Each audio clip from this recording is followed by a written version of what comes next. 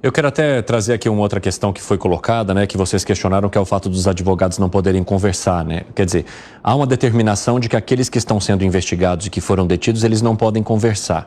Mas também, junto com isso, a determinação de que sequer os advogados dessas pessoas poderiam trocar comunicação. Aí o que aconteceu? A OAB foi lá e pediu para que esse trecho seja revogado, para que pelo menos os advogados possam se comunicar. O que a OAB coloca? Tomamos essa medida porque é necessário assegurar as prerrogativas. Advogados não podem ser proibidos de interagir nem confundidos com os seus clientes. Na mesma petição, reiteramos a confiança da OAB no sistema eleitoral e nas urnas eletrônicas.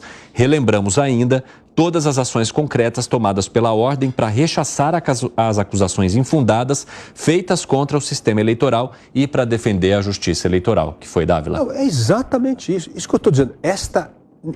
Essa crise moral e institucional que o Brasil vive, era a hora justamente da Corte Constitucional, que é o STF, fazer o seu papel. Exatamente exercer o papel. E não tratar de uma forma, como a gente está falando aqui, falando de mais uma inquisição do que o restauro do Estado de Direito. Então, assim, era o momento da história do STF, era agora. Ela fala assim, gente, acabou a eleição, aqui tá as regras do Estado Democrático de Direito, calma, põe a bola no chão, vamos fazer a coisa andar. E não, a gente está fazendo o contrário, é onde está o poder hoje que, na verdade, está insuflando esse negócio louco. Porque não pode ser assim. O que a gente está fazendo aqui é uma defesa veemente do Estado Democrático de Direito, que todos os poderes têm que respeitar, que não pode ter voluntarismo, que não pode ter exceção, que não pode, como foi a ministra disse lá atrás, olha, o momento de urgência requer exceção. Não requer nada de exceção, requer ser fiel à Constituição de 1988, seus artigos. E você diz isso no caso dos advogados poderem se comunicar. Evidentemente. Como é que é isso? Não existe isso no Estado Democrático de Direito. Então, gente, era hora do STF cumprir o seu papel de Corte Constitucional. E é isso que o Brasil precisa. Nós precisamos voltar à normalidade. Nós temos um país para tocar, nós temos um país que está há 40 anos sem crescer, que as pessoas têm enormes problemas de emprego, de segurança, de educação, saúde, e a gente fica gastando um monte de tempo com uma crise institucional que os poderes, principalmente o STF, em vez de baixar a bola e fazer com que a regra da Constituição seja respeitada, ajuda a insuflar mais ainda as coisas.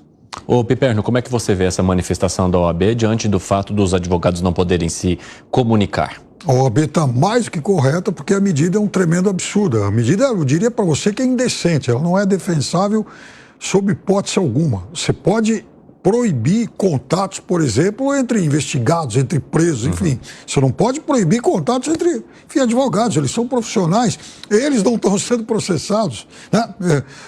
Em relação a eles não recai nenhum tipo de acusação de ônus. Então, isso é uma medida de força. Para muitos pode ser uma medida de excesso de zelo, mas ela é uma medida de força e que, do ponto de vista constitucional, ela não é defensável. Foi por isso que te assustou, Gustavo Segré? Lógico, porque, de alguma maneira, se está escrevendo uma interpretação da Constituição diferente. E voltamos na questão do monocrático, né? Uma determinação monocrática. Quando tem um processo normal, você tem a primeira instância, um juiz investiga, dita a sentença, passa para a segunda instância. E nessas duas são utilizadas as provas materiais, provas documentais, provas de delações, de testemunhos e o que for. Aí, quando sai a sentença da segunda instância, a terceira instância, que é o STJ, o Superior Tribunal de Justiça, avalia se se utilizou devidamente o processo legal. Ou seja, se teve a acusação, o processo e a livre defesa daquele que foi acusado. E, terminado isso, vai na quarta instância, que é o Supremo Tribunal Federal, que não investiga provas, como o Superior Tribunal de Justiça também. Ele não investiga provas da primeira e da segunda. Verifica se se corroborou, se se respeitou o processo legal. A quarta sentença seria do Superior Tribunal Federal, Supremo Tribunal Federal, que avalia a constitucionalidade. Também não avalia o que foi feito na terceira, na primeira e na segunda. Só que nesse ponto é uma determinação do Supremo Tribunal Federal. Não tem instância superior, não tem a quem apelar se alguma das partes sente que não foi coberto esse devido processo legal. Então é uma situação muito estranha e muito de risco para aqueles que estão sendo julgados. Tenho 20 segundos para você, Gani. Veja, a OAB está longe de ser simpática ao Bolsonaro ou à direita e ela está questionando, ela está coberta de razão. Isso fere o princípio do sistema da ampla defesa.